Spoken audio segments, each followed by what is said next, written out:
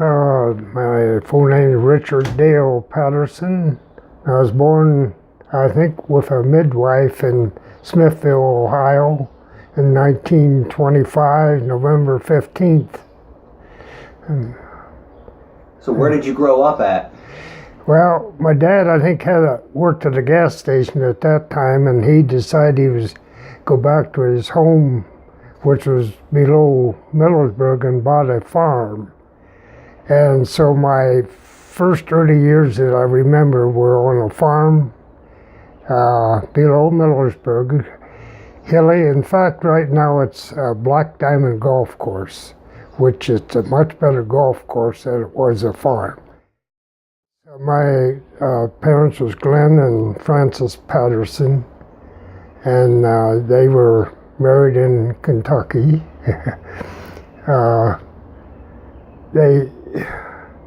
And I had two brothers and one sister, and my sister had a hard time. One brother and I were only a little over a year apart, so we grew up pretty close together. And my sister was a few years younger, and we picked on her, as what she says anyway. But and my youngest brother, he was we call it an afterthought. He was born 13 years after I was born. So my dad's family had 11 kids, and my mother's had 7. So it was a large family, and we communicated probably more with my dad's family in below Millersburg or in Holmes County, and my mother's family was from Akron. So they were both close, but we, growing up, we had, of course, this was a lot of Depression years, and it was tough, pretty tough living. As a kid, you didn't really realize that. You didn't have a lot of clothes, but nobody else did, so you really didn't realize sometimes how tough it was for our parents. So you talked about the Depression.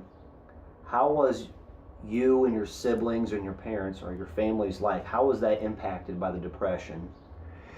Well, as I remember, we ate a lot of macaroni and fried potatoes. And as a kid, you really, as long as you had enough to eat, I don't think that mattered that much. But a treat was really ice cream or anything like that was a great treat. I remember Mom would send me to the grocery store for bread. You could buy a loaf of bread for 10 cents. And if you wanted Wonder Bread, it was 11 cents. It was, and I think I was probably in about the 5th or 6th grade. I got my first job. It was weeding a vegetable patch, 10 cents an hour. It was our great pay. But, so, could you tell us a little bit about what your parents did in particular? I know you mentioned your dad a little bit there, but what did they do for a living, and how did they provide for your family? Well, of course, back then the wife usually was a homemaker, and she didn't really work at a job. But my dad worked on the farm, and of course it lost the farm. He went to work for Gertz and Slegers in Worcester, and he became a foreman. And he was, we lived in and out of Worcester for, I might say my 2nd grade till I was a freshman in high school. And we lived at like 4 or 5 different, I think I went to like 9 different schools. I mean, we moved a lot, but times were tough, but I think you didn't realize it as a kid that being that tough. I know it was for my mom and dad, but Like my dad had to go to work.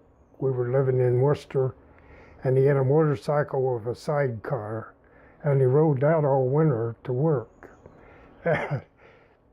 And but that was a hit of the neighborhood when we moved to this one place, and there was big snow, and he told us, my brother Bob and I, on sleds, and my sister rode the sidecar, and he took us up and down the streets. We were hit of the neighborhood. So, was there entertainment, or what did you guys do to entertain yourselves? Well, you played outside most of the time, different games, and we played a lot of like softball and stuff like that. I remember that you didn't have TV, so you had to, I remember coming home from school, and for the first hour or so we'd listen to the radio, maybe something, what was it? And radio show, they were serials, but you'd always want to know what happened next, and stuff like that. You went to a movie for a dime, and that would usually be Saturday, because that's about all you got was a dime. We had bicycles. So when you had a bicycle, what was that like? Was that the thing to have? Yeah. When you got your first bike, that was a big deal. It was a Sears and Roebuck. My brother's was red and mine was black. But we would ride all over. In fact, when we moved to a place that was outside of Worcester a while, it had to be 4 miles, and we would ride our bikes to town or whatever. And we'd go to swimming in the local creek. When we lived in town, there was a creek outside it, right at the edge of Worcester, and it had a dam, like not a high dam, but just a dam in the river creek, and we'd go down and go swimming. And of course, at that time, you really took a bath maybe once Saturday night. You washed up, but in between, in the summer, you'd go swimming, of course, and that was your bath. And I helped my granddad during the summer, maybe when I was 10 to 12, 15 years old. And I don't know if I was much help, but my dad and mom would send me down there to help on the farm. And it was hot. It seemed like it. As I remembered, hot. We'd make, back then they'd chalk wheat and that kind of stuff. And then after work, or after they got done, or we'd hunt a creek or a little lake and go swimming and wash off, cool off. So what was school like growing up for you? Yeah, for one thing, I was in a lot of one-room houses, which there was one teacher for 8 grades. And I can't, it's sort of fuzzy, but I went to 1, 2, 3, 4 one-room schoolhouses, and the teachers, you had to have a lot of respect for them, and I think we did.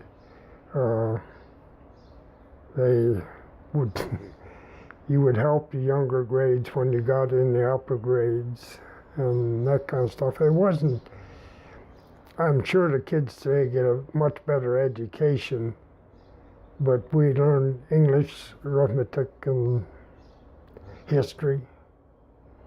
Do you remember any specific instances or funny stories, or maybe even causing a little bit of trouble when you were in your school days? Well, yeah, I think we had a lot more freedom than they do today. I remember in the first grade, the reason I started to think, well, you better behave yourself, the teacher grabbed 2 boys and slammed them against the locker, and I thought, boy, this is going to be tough. But in later years, we did some things we shouldn't have, rotten tomatoes and on Halloween night and that kind of stuff. It, and I remember my dad mom got me a pair of high tops, they call them, and they had a penknife in the side. That was the thing to have, and this had to be like maybe a fourth grade, somewhere in that range. And I waded the creek to school, and I never waded that creek again, because when I got home, I got it. And I remember one time my brother and I, that was on the farm, my dad bought us straw hats that had those little rings in them for air things. And I don't know why, but we decided we'd take those rings out. And Dad tied us to a tree. We didn't do that again either. How long were you tied to the tree for? Well, I can't remember how long. It was probably a half hour maybe, but.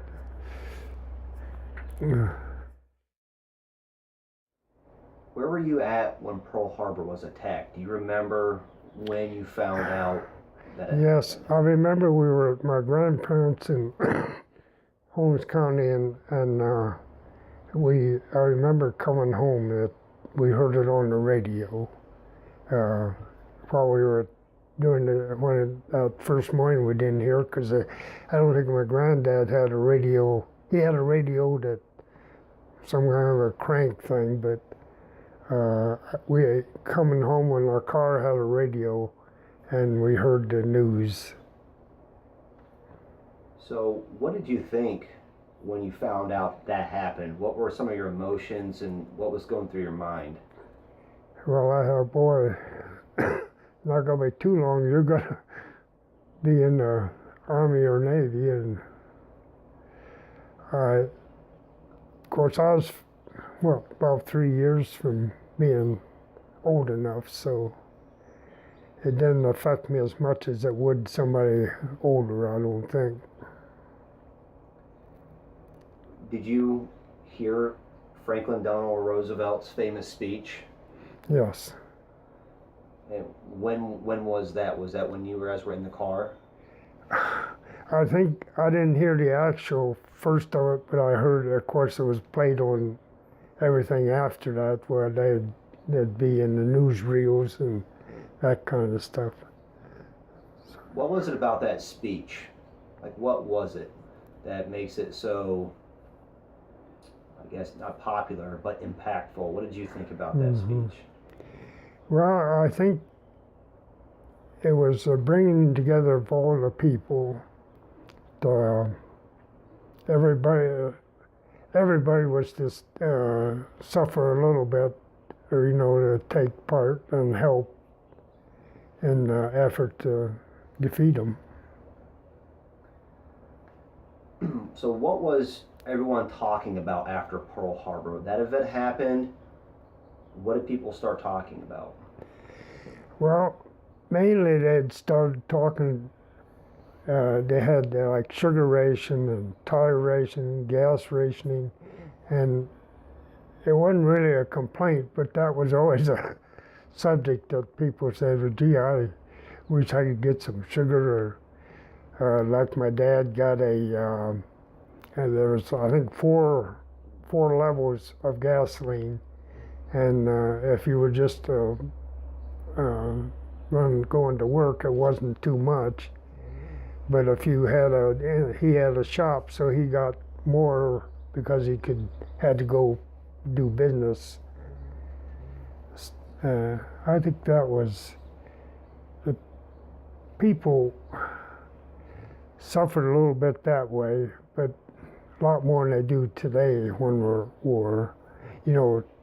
It seems to me like, actually, we don't realize how the guys over in Afghanistan and those guys, I mean, they're doing a job all right, but the people here aren't suffering like those people did. So how did Pearl Harbor change the local, national focus? I think you kind of addressed a little bit, but how quickly did that go into place, that focus and that change? Boy, I'll tell you, the attitude was changed right then. I mean, everybody was gung-ho to help out, whatever they could do. How are your plans affected moving forward? So there's Pearl Harbor happens, and then your immediate future. How are your plans affected by all of this? Like what you want to do, like future in your life, because you're getting close to graduation. Well, I think of course, I had like almost 3 years before I was in the service. I went in 44. So I was really thinking more about getting through my school years. And I had heard, or they had said, if you enlist, you can pick your branch of the service. And of course, I was a senior in high school, and I decided I would enlist and choose the Air Corps, of course. That was the gravy job or that's what we called it.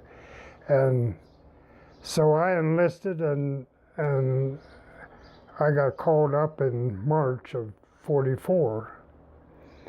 And that was like a month before school was out, but they gave us our diplomas anyway. So as we got my letter, and I went to Cleveland. There was about 50 of us, and we'd all enlisted. And most of us had chosen the Air Corps. So we got on a train and went to Indianapolis, Fort Benjamin Harrison, I think it was. And there we got our uniforms, our physicals, and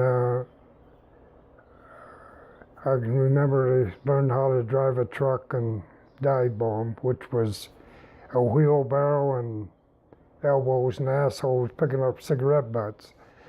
That's what they called it. And you didn't do much of anything, and it was getting pretty boring, and we were there for, I think, close to 2 weeks, and we wondered what the heck was going on. So we finally got on a train. They were orders to go, and we could tell by the train, we knew about where we were at. We went from Indiana, and we were going through West Virginia, I think it was.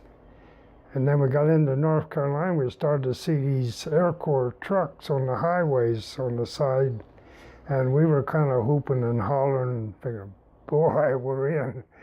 And that train just kept going and going, and we got to South Carolina, and we got off the train, and it said IRTC, Infantry Replacement Training Camp. And we were a bunch of sad sacks.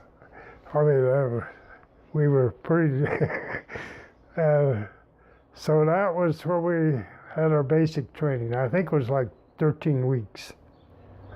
Basic training, I was in pretty good shape anyway, but you were in great shape when you went in basic training. Did they give you any type of indication that you were going to be transferred from, I guess, the Air Corps at that time to an infantry outfit, or did they just ship you there and say, there you go? There you go. I mean, we were pretty down a little bit because we figured we were in, but the Air Corps, they had plenty of people there, and of course the invasion of Europe hadn't started yet, but they were really building up, troops, and that's what they needed, was infantry. So that's where they stuck us, and there was no getting out. We had one guy I think he had an IQ of like 131 or something like that. He thought sure they'd put him in an officer's training camp. No, he was an infantryman. I mean, it was awakening. So I want to dive a little bit into some more specifics during the training camp or training. Do you remember when you first get off the bus and what was that like? Did they have like an assembly line they sent you through to get your uniforms and maybe some haircuts or some stuff like that? Do you remember how that all went through when you first got off and Yeah. they welcomed you? Well, at this, we got the haircut and the uniform in Indianapolis. And when we got to the basic training, we had our uniform, but that was it, and not much else. I think that when we got off that train, it was late evening. And I can remember we got our first meal there, and you went into like a mess hall, and the plates were upside down. And when you sat down, and you weren't allowed to touch or move anything until they gave the word, the sergeant. And if he made too much noise turning that plate over, we all had to turn it back over again and start over. It was initial training. You listened to what they said. It was. So what did you think of the mentality and how these DI drill instructors conducted themselves and managed you guys? At the time, you almost hated some of them because if you joined a squad, and ours was a corporal really, and he was your sergeant and he would march you and stuff like that. And if one of the guys messed up, the whole squad messed up. So you thought it wasn't fair, but it taught obedience, and it kept you on your toes. If we happened to have a boy that he wasn't coordinated real well, and we was doing stuff over and over most of the time, but we would help him try to get better. So it was just like turn your plate over. I mean, that's Army. So do you remember when you received or issued a firearm? Yeah, that was in basic training, and they did give us a firearm, and that was supposed to be your buddy. You were supposed to take care of it, and they let you know it. And it had a serial number. I can't remember my rifle serial number, but I do remember my serial number. What's your serial number? 151279009. What was your firearm? What was it? It was an M1. Okay. And they gave you a firearm M1, but you practiced in your training. You got the machine gun, you got the .45 pistol, you got the bazooka, BAR, and they also gave me. I trained on a rifle grenade, which is you have special shells. I don't know, and you put it on the end of your rifle. They had a thing that's put on your rifle that held that grenade. Then you it's like a blank in your rifle, and you shoot this grenade. And the grenade was either explosive or incendiary or smoke. And I tell you, they kicked twice as hard as a shotgun. Do you remember any specific interesting stories, funny stories, or just some of the characters that you trained with during your training? And this one fellow that was slow in the uptake, I remember they called it inspection arms, and you had your arm rifle port, and when the officer did an inspection of the rifle, when he grabbed that rifle, you're supposed to let go of it, and he'd always hang on to it. Of course, that put us some bad times, but we finally got him so he'd drop his rifle. Did you act out at all? Were there any times where you maybe snuck out or was a little mischievous during basic training at all? Or Well, not. I got in a fight once.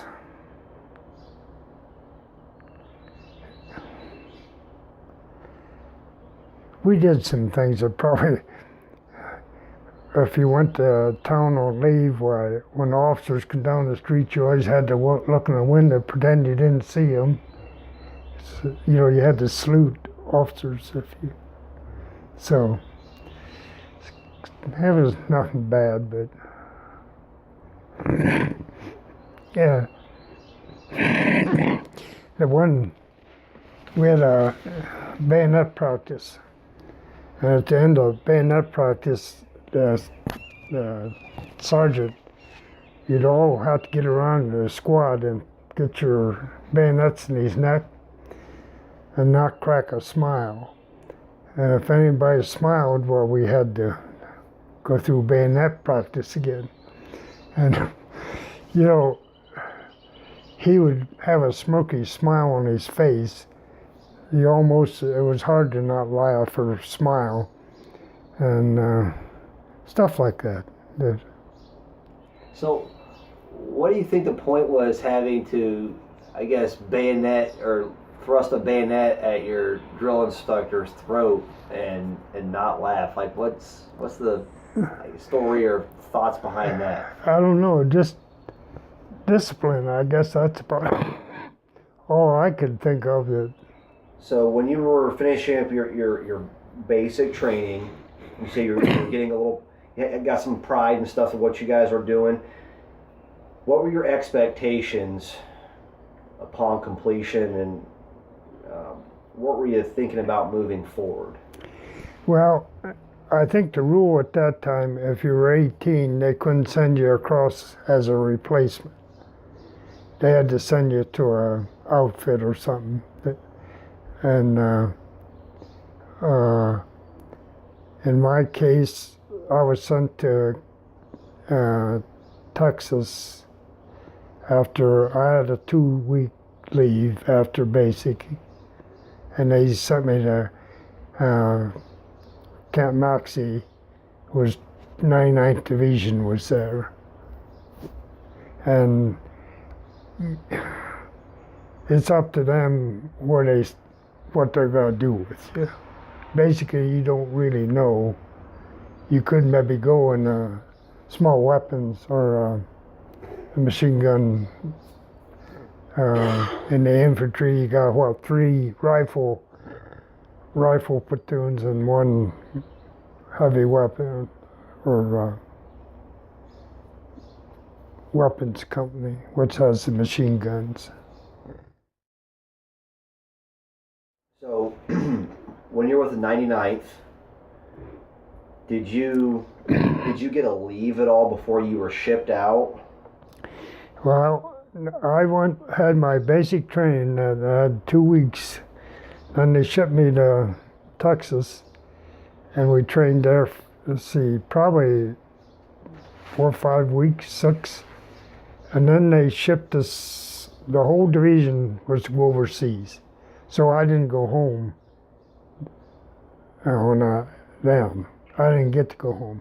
In fact, the troop train stopped outside of Ashland here, and we had PT for, exercises. I was that close to home and couldn't see it.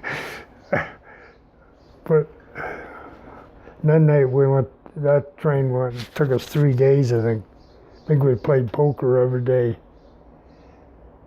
Went to Camp Mount Standish, Massachusetts. It was a staging camp. Before we get to the staging camp there, I want to drop back just a little bit. When you had your 2 weeks of leave, tell us a little bit about what you did on leave. You had 2 weeks. I'm guessing you came back home. What did you do during those 2 weeks? Spent most of the time with my girlfriend, I think. Who's your girlfriend? Yeah. Well, she was in high school, or we were going together, and she wrote a lot of letters to me overseas. But her name was Irva Jean Burns, and I think we spent quite a bit of, well, gas was rationed, so you couldn't go very far. And we probably spent a lot of time just at her home or my house, and we'd go to movies maybe. And did you ever have like a feeling in your stomach like you were there, but could you even get comfortable being home while you're on leave? Because you knew you had to go at some point. Yeah, you don't. I think you were anxious to go overseas, but you were afraid how you'd react. I mean, and I think that's one thing you thought, what am I gonna do in combat if I get there?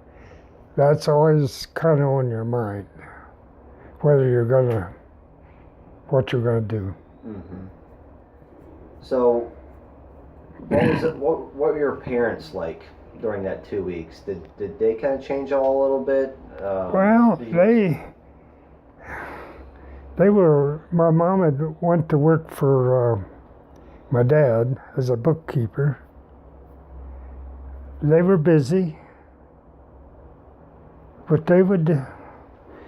I think they had a couple parties for me. All the relatives would come in, and we had a big time.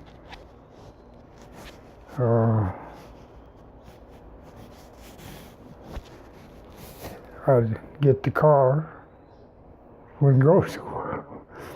But back then, today everybody in high school has a car, it seems. Back then we had 2 kids in high school that had a car. And one of them was a son of a pretty rich people, and the other one worked. But the rest of us, we walked. So, do you remember when your leave was wrapping up, the last time that you seen your mom, or the last moment you got to hang out with your parents before you had to ship out? What was that like? Well, I think it bothered Mom. My dad figured, well, he was working really hard, and I think he probably didn't want to see me go, but he wasn't against it or anything. My mom, she probably a little worried.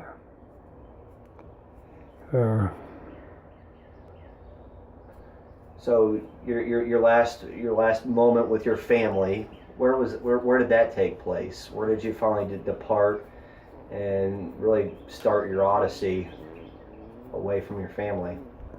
Well, they drove me to, I think it was Galleon, where I had to catch the train. And I know my girlfriend and my parents took me over, and I got on a train. So that final hug from your mom, what was that like? Do you still remember it? Well, kind of. She always has tears. But it was a thing to do at that time. I mean, it was expected of you, so it wasn't I think like today, a guy doesn't really have to go to join the army. Where then you were really expected to, or you were drafted. So it was maybe a little different feeling because they knew you had to go.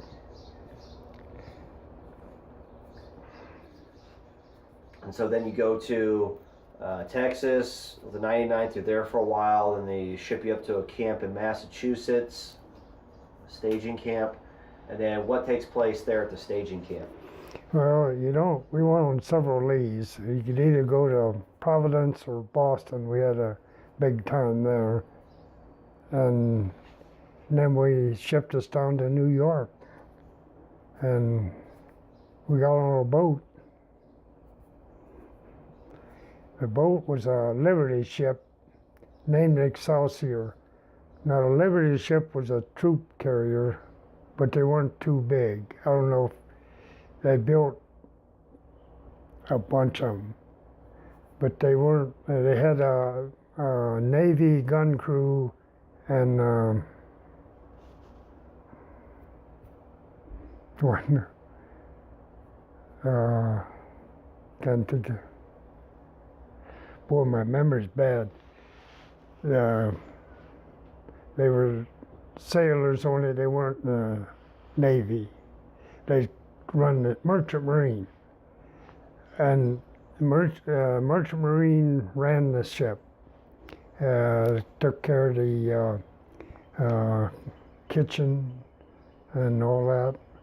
And our company was put on KP for the trip to England, the whole company. And we got in the center hold because it was easier you didn't get as seasick. And you got to eat more too.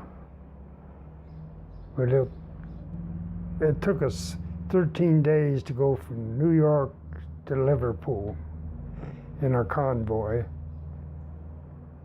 And I didn't feel good the first 3 days, but that Merchant Marine cook said, "You just keep eating, you'll be all right." And by the third day, I was really pretty good. And I was a server they only fed you twice a day, breakfast and supper.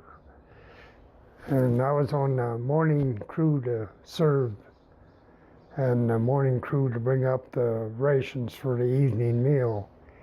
And we got to where we would be singing, and they served that old greasy powdered eggs and what all they have, a bunch of stuff. But especially the people in the front hold, were really sick. One day I was bringing the evening meal up, and there was hot dogs. And I had a dishpan full, and we had to come up through that. It was down in a hole below the front hold. And I come up through that front hold there, and I never made it out of that front hold. They were so hungry.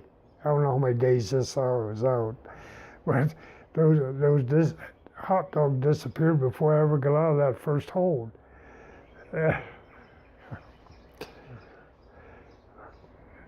There was, they had one, they dropped some depth charges. Evidently there was a German submarine at one point, and we hit a storm at one point too, boy. But it took us 13 days to cross.